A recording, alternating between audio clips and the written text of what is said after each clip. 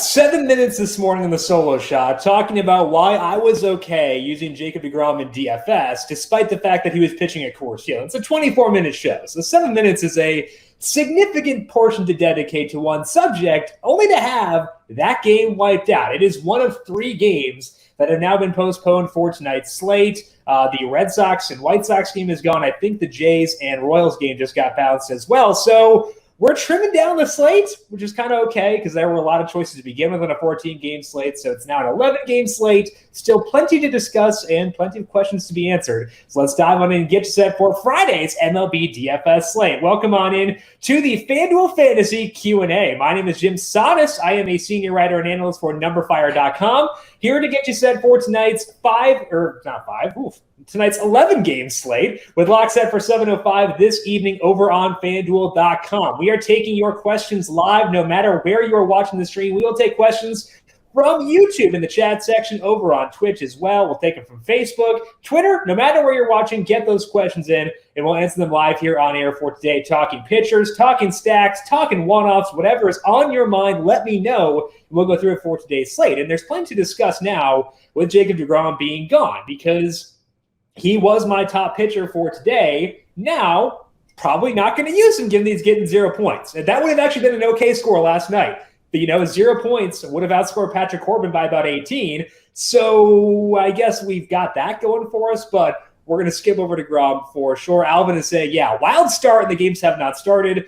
I don't want to know what that means when the games do start, Alvin. I am already afraid. Mateo, hey, man, do you like the Reds offense or Baltimore for tonight? Let's go over here because it's a 11-game slate. Did not take the Jays-Royals game out of my sheet because it was so close to start. So they're still on here. We'll deal with that anyway. Reds offense. Let's start here with them. They are facing Logan Allen.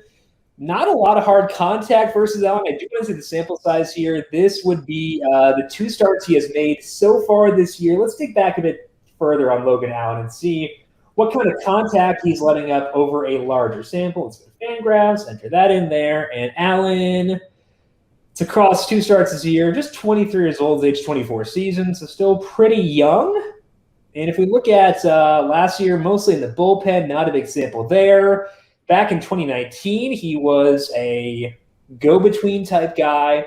Strikeout rate is up this year, 7.9% swinging strike rate. The issue that I have with stacking the Reds is this ground ball rate here. 59% this year. It's 51% across his big league career. So I think the Reds are not totally out of play just because Allen's strikeout rate is so low. I would just lower them as a result of the ground ball rate that Logan gets. So not super enthusiastic about the Reds, given that ground ball rate out of Logan Allen. Other one that Mateo asked about was Baltimore. Baltimore for today is facing Mike Foltynewicz. Yeah, I mentioned the Orioles as being a team I would be okay stacking as one of the others to consider on the solo shot this morning. Obviously, everything gets bumped up because the Mets are now gone. Let's take a look at Foltynewicz's first couple of starts this year. The velocity for him is back to the 2019 levels, which is good because Folty is a guy who throws really hard, and you want to see him get back there, but it's not the 2018 levels. There's a big distinction there between 2018 and 2019, so that's a little bit concerning. I think the biggest number, if you're going to look at one number from the first 2 starts of Foltynewicz, is this 5.9% swinging strike rate. He has been getting strikeouts, but I'm not sure how sticky that is and how well he'll be able to maintain that, given that the swinging strike rate is so low. Hard contact, 10.7% barrel percentage against him. He's not a ground ball guy. So I would say the Orioles are actually a pretty decent stack for today. Let's see if their lineup is out yet over here on Baseball Press. And doesn't appear it is yet, so we don't have a line to look at yet. But Mateo, I think that the Orioles are a solid stack for today. Probably will wind up being decently high on my list. Alvin asked for new stacking rankings and asked about Cleveland and the A's. Any love for Montas? So Montas, looking at his numbers here, looks like the velo's been good. He's using or throwing the slider a lot harder. The numbers I have on Montas are since the start of last year. I'm a little bit wary of going against using pitchers facing Detroit, given what they've been doing recently.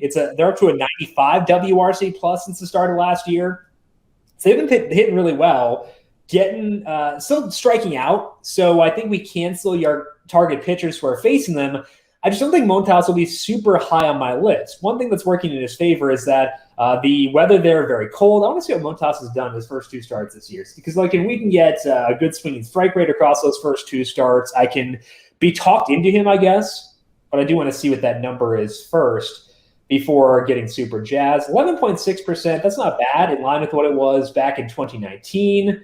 So the results are not good, but the swinging strike rate is pretty good. A lot of hard contact allowed from Montas. Let's see what his xERA is. xERA is 6.28. So I think I'm interested in Montas long-term, given that the swinging strike rate is still pretty high, but given that Detroit is hitting the ball pretty well, there are still some lingering concerns for Montas. I'm okay being a little bit lower on him just because I'm wary of those 2 things. I'm going to get to the stacking rankings in a second here, Alvin, but I do want to go over to Facebook and take one question from Jake first. How about Mad Max? Is he done? No. I love Max Scherzer. I think he's the number 1 pitcher for tonight. However, there is a reason he was not number 1 for me this morning when I had Jacob deGrom at my disposal, and that reason is that he's giving up a lot of hard contact. So, Jake, there are some issues with Scherzer for sure. And I think we do need to downgrade him from where he was back in 2018. Take him, or 2019, I should say, take him from there, lower him, because the hard contact is very concerning. Last year, his barrel rate was 8.4%. That was above average. Now, 20.7, the most relevant sample I have on Scherzer is his past 5 starts. This has been when he's been using more cutters / sliders in that time, basically just more wipeout pitches. A thing you want to be wary of with guys who use cutters and sliders a lot is you'll often see a lot of scary batted ball data with those pitchers. Scherzer no different. In the sample with more cutters / sliders, he's allowed a 15.2% barrel rate. His strikeout rate very good, which is why he's number 1 for me tonight. But that is a concern. So, Jake, is he done being what he was in 2019? Potentially. Is he done being a very good pitcher? I don't think so. Still a 3.47 skill interactive ERA in that time, a 30% strikeout rate, which is the highest on the main slate by a decent little margin. The Diamondbacks don't make a lot of hard contact, and I think that is a beneficial thing for Scherzer if he's going to continue to be a guy who does allow a lot of hard contact. That's a bonus for him. But they also don't strike out too much. So what I would say is that Scherzer is my number 1 pitcher for today, but he's not number 1 by some outlandish margin. I was talking this morning about how I thought that Scherzer and Jose Urquidy were in a very similar position where I liked them both, just didn't like them both as much as deGrom. So Scherzer is 1, but he's not in a tier of his own. I think that Urquidy is up there. I think Anthony DeSclafani is worth consideration. So he's not done, but he's not what he used to be, and I wouldn't expect him to get back to what he used to be in the near future, just because that hard contact is very concerning, and I'm not sure if that will necessarily go away as the sample on Scherzer gets larger. So let's go back to Alvin here and talk about some stacks for today. A couple of the ones we discussed this morning are still in play, so that's a good thing. I like the Phillies. I thought they were in a pretty good spot against Carlos Martinez. That's still very much an option. The lineup came out pretty much in line with what we were expecting with McCutchen at the top. Love that. Didi Gregorius, a good mid-salary play. So I think the Phillies still a good option. Temperature 53 degrees there. Pretty annoying, but still okay with it. I do still like the Giants a lot based on Daniel Castano. The Giants getting some interest in the money line so far today. Looks like that number's been moving. That generally bodes pretty well for offenses. Castano, a low strikeout pitcher. This would be across the 7 outings he had last year. A 5.92 skill interactive ERA, 10% strikeout rate. He does a decent job, or at least he did last year, of limiting hard contact. But I think given the raw number of balls in play he projects to allows, we can still be good using the Giants. So right now I have the Phillies 1. I have the Giants 2.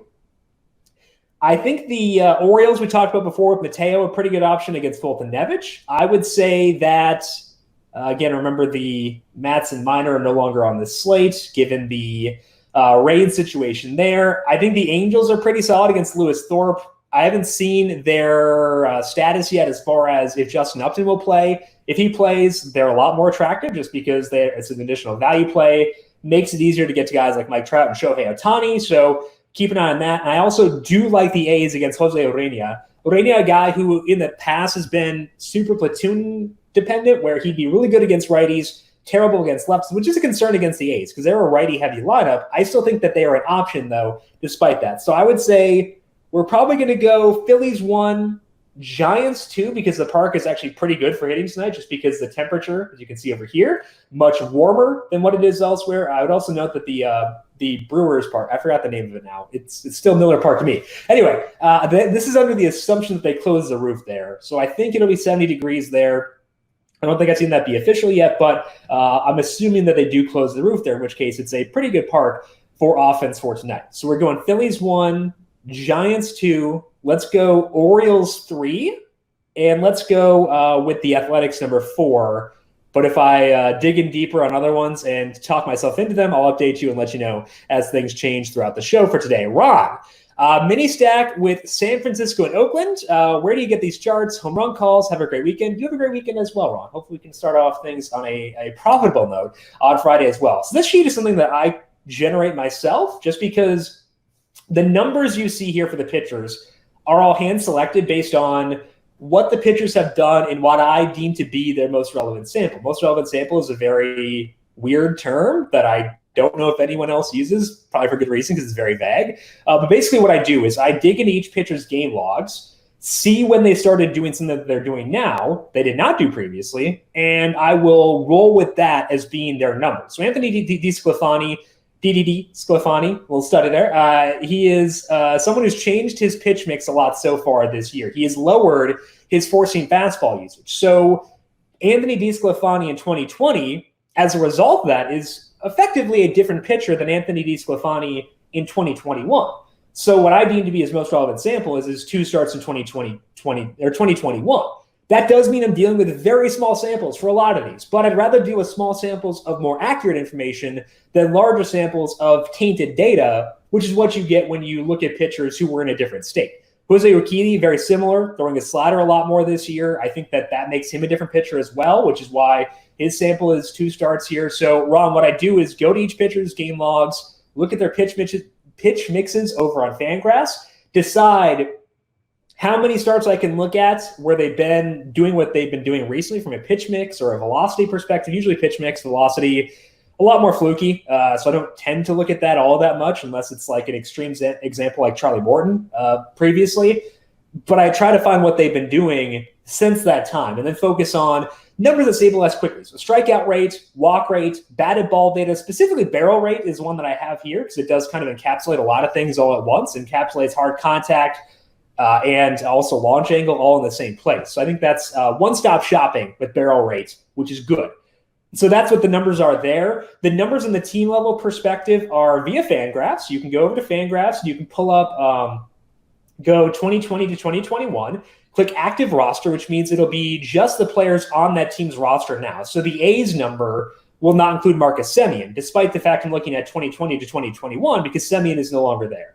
Those are the numbers I have here versus the opposing pitcher's handedness. So for the Diamondbacks, it's versus righties since the start of last year, not including guys who are no longer with the team. So that's what that is there. I have it on the show every day. So if you want the sheet, you can just tune in at 4 p.m. and, take a screenshot or whatever. Usually I'll have the next day mostly done. Obviously today, because it's Friday, I don't have Mondays all set yet, but if it's there. So usually if you want if we're talking on Tuesday and you want the Wednesday slate numbers, just ask me and I'll pull up the next day tab and we can put that there if you want to screenshot that. But just kind of stuff that I pull myself. It's nothing scientific, just kind of the way that I want to play things. Look at pitchers, what they're doing right now, and judge how I assess them based on that. Okay.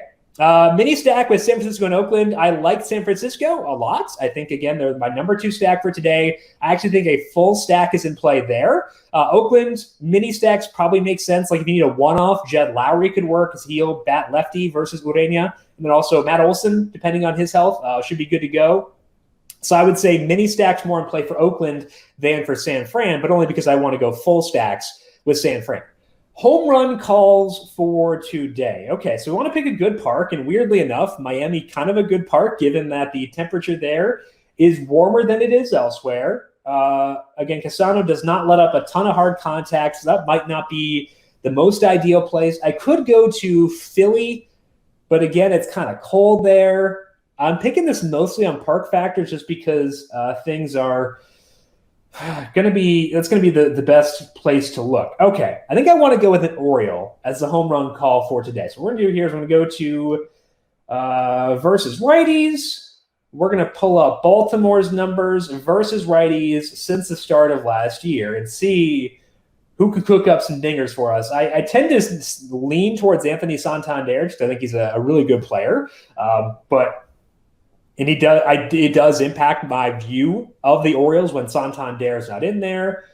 Waiting for this to refresh because my internet's a little maxed out. I got a couple too many tabs open, so that's definitely on me. But we'll pull this up here and see what things are looking like for the Orioles. I think I want to go there if I'm going to make a home run call and see what winds up happening. Okay, so we're going to sort here by plate appearances so we can get the most relevant guys here. Look for someone with a good fly ball rate, good hard hit rate. My gosh, Santander is so good.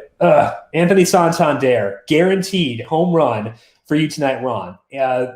Not a guarantee. No such thing as a guarantee. However, it is a guarantee that Anthony Santander will be going deep tonight. So, Ron, there is your home run call to send you off into the weekend on a high note. A couple of dingers so far this year for Santander. Not the best start, but I don't care. He's great. I love him. So we're going to go with that for that. Michael, if I was using Urquidy and wanted to add 2 Phillies bats to Gregorius and McCutchen, who would you choose? Obviously, I can afford higher salaries because I'm using Urquidy. Let's build this out. Let's do this for Michael. We're going to do it for Michael here on this Friday because why not? The lineup should be loaded in here already, so let's go scroll down to Urquidy. $7,100. He's below a lot of dudes. Don't think he should be. Let's go with Urquidy. We're going to go pull up the Phillies now. We're going to put in Didi, and we're going to put in Kutch. Super low salaries. So once we do this, I'm going to put Bryce in there. Bryce will be in this stack no matter what. That means we are choosing between Hoskins, Real Muto, and probably Bohm, I would guess, for the third player. Bohm is a low salary, which means you don't really need to use him in here, given how much salary you've already saved with Urquidy. But I think he's a good player. His numbers that you'll see here versus righties are not going to be as impressive, though. So my guess, once I pull things up, is that we'll be choosing between Real Muto and Hoskins, which I'm fine with. Sort here by plate appearances once again. All right, so we've got Real Muto, 36% hard hit rate versus righties, 36% fly ball rate, 221 ISO, pretty solid. Lower hard hit rate for Hoskins, a higher fly ball rate, higher strikeout rate, lower ISO. So it's between those two guys. The one thing that does help Hoskins quite a bit is he has a 33% ground ball rate this time. Real Muto is at 52%. That's an edge for Hoskins. I do want to check out numbers this year. So we can use it as kind of a tiebreaker, see what we're cooking there from a small sample perspective, see if someone's gotten out to a hot start. I used Real Muto a couple nights ago, so 12.9% barrel rate for Rhys Hoskins. Look at you, man. Okay. I can work with that. That'll work. Let's check out Real Muto's numbers. So far to start the year, 14.3% barrel rate. You've been one-upped, sir. Okay. Good numbers for Real Muto. So honestly, I would say, Michael, go with who you prefer between those two.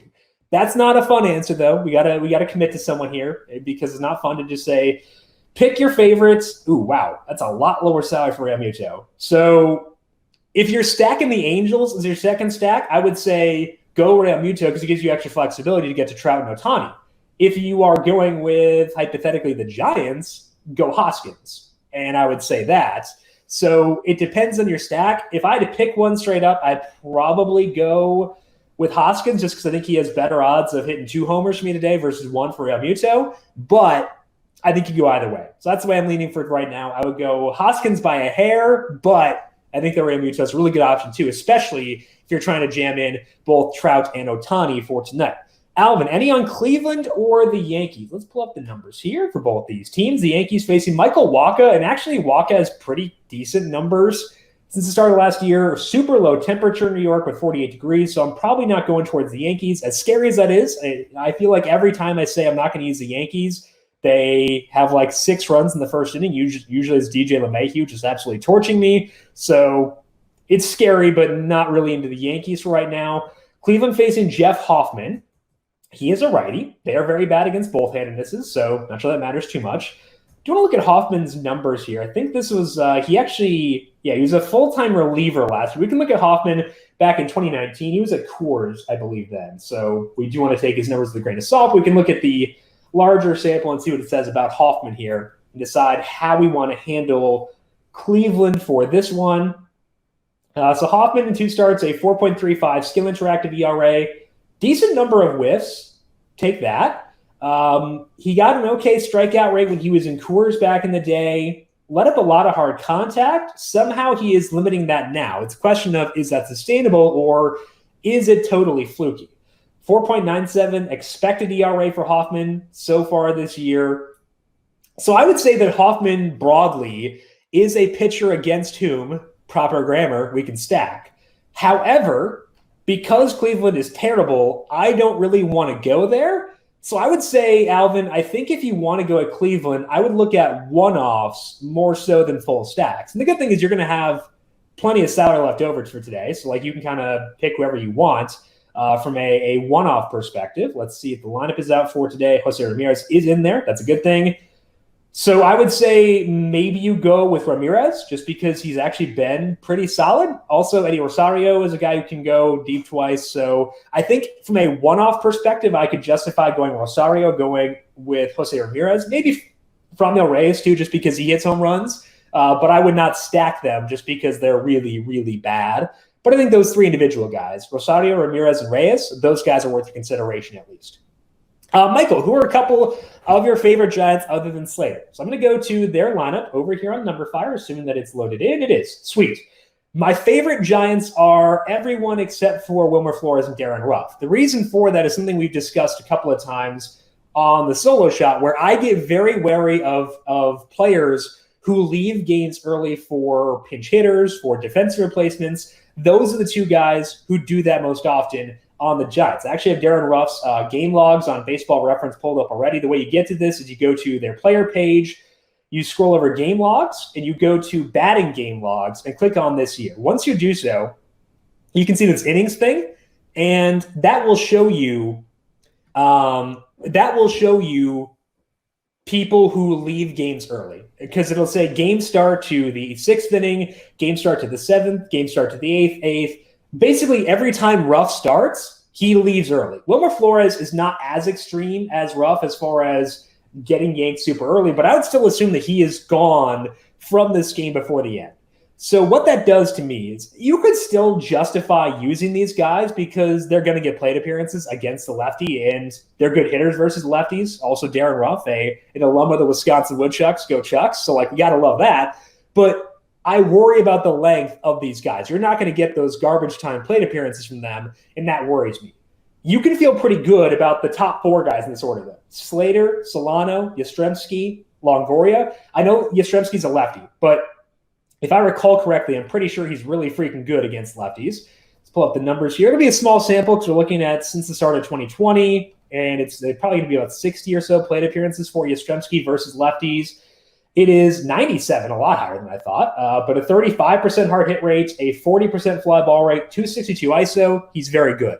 So although he is a lefty, I would say Yastrzemski deserves to be in there for sure. I accidentally clicked on Evan Longoria, did not mean to do that, but the top 4 guys in that lineup for the Giants, Slater, Solano, Yastrzemski, Longoria, probably going to stay in the game. And then I think that I'm mostly skipping over Flores and Ruff. Even though they're big-time salary savers, I don't really need that for this slate. So I would say skip over those 2 guys for the most part. DJ, welcome back, DJ, over on Facebook. What happened to the FanDuel weather chart they used to have by the lineups? I was looking for that earlier this week too. And I was, because I try to look at things the night before, and the numberFire games lineups thing doesn't update the night before. So I was looking for it too. It's not there. I don't know, DJ. Ask them. I think FanDuel support on Twitter. Ask them, and for me, because I need it too. It's something that I used decently heavily last year. So DJ, if you ask, I will appreciate it, and I will say thank you right now, preemptively. However, if you do want to look at weather, go to numberFire, scroll over MLB, scroll down to Daily Fantasy, go down to starting lineups and game info. That will show you the weather for each game on that slate. So you see the Yankees here. That game's probably going to play, but you see the temperature here. You see the humidity here. Humidity is also important for hitting. You want hot and humid for good offense. If it's cool and dry, that is better for pitching. So you can go to the numberFire games and lineups page, and you can check out the weather based on that. I'd also recommend following Kevin Roth on Twitter. He works for Roto Grinders. he's, I believe, a trained meteorologist, so he knows weather stuff better than I do. So I'd recommend following him. He does great write-ups for rotogrinders.com. They have a tab there for MLB weather. He does a write-up in the morning, and it's good stuff because he accounts for both temperature with bats, but also rain, so you can know if that game will get rained out. So I agree, DJ. I wish it were still there. Ask them about that on Twitter. But if not, go to the numberFire Games and Lineups page. Check out the Roto Grinders weather page as well. Two really good resources to check out. Last question here is from Diffuse over on YouTube. Favorite pay-up outfielder? Actually, I never really know who the super high salaried guys are just because I tend to spend up a pitcher. So I'm usually stuck trying to identify some lower salaried guys. We've got Mookie facing a lefty. I think that Weathers is pretty good, though, so not really looking there. Mike Trout's awesome. Shohei Ohtani's awesome. I know that Alvin asked about the Nationals. I think the Nationals are fine, if I recall correctly. Let's look at their numbers here. They are facing Taylor Widener. Yeah, I can definitely be okay with using the Nationals for tonight. So Juan Soto works. If I had to pick one, I'd go Trout because Mike Trout, I know this is like hyperbolic, but he's good at baseball. So I think that I would go probably Trout, Ohtani, Soto as the favorite guys I like there. DJ, Mickey Moniak against the Cardinals or Tyler Stevenson against Cleveland. Okay, let's go over here. The Phillies against Martinez, probably okay. Tyler Stevenson against Cleveland. They are starting Logan Allen. I would probably go Mickey Moniak. I read some good reports about him during the spring. I know he's not up for super long because he's there with Hazley on the restricted list, but I think I would probably want to go with Moniak there for funsies. Final one from Allen. Who are your top three pitchers tonight, regardless of salary? Scherzer 1, Urquidy 2, DeSclafani 3. Not super committal in that third one, but we're going to go with it. Definitively, Scherzer, Urquidy, DeSclafani, your top three pitchers for tonight. And based on the past 2 nights, those 3 guys are guaranteed to bomb. What could go wrong? We're going to send you to the weekend in style. That is all the time that we have for today here on the FanDuel Fantasy Q&A. I want to give a big thank you to everyone for tuning in for today. Do not forget, we are live here every weekday, 4 p.m. Eastern, breaking down MLB lineups, answering your questions on YouTube, Twitch, Facebook, and Twitter. So make sure you are subscribed on your platform of choice. If you're watching YouTube, hit that like button as well. That does help us out quite a bit. We appreciate those of you who have done so already. Thank you very much. Back again Monday to talk more MLB DFS, so make sure you subscribe there as well. Big thank you to Calvin Theobald, our video producer, for running the video side of things here today. Thank you, Cal, as always. If you have additional questions for me, I am on Twitter at JimSanas, JimSannes. All of you have a fantastic weekend. We'll talk to you once again on Monday. Go win some money tonight and start your weekend off in grand fashion. This has been the FanDuel Fantasy Q&A.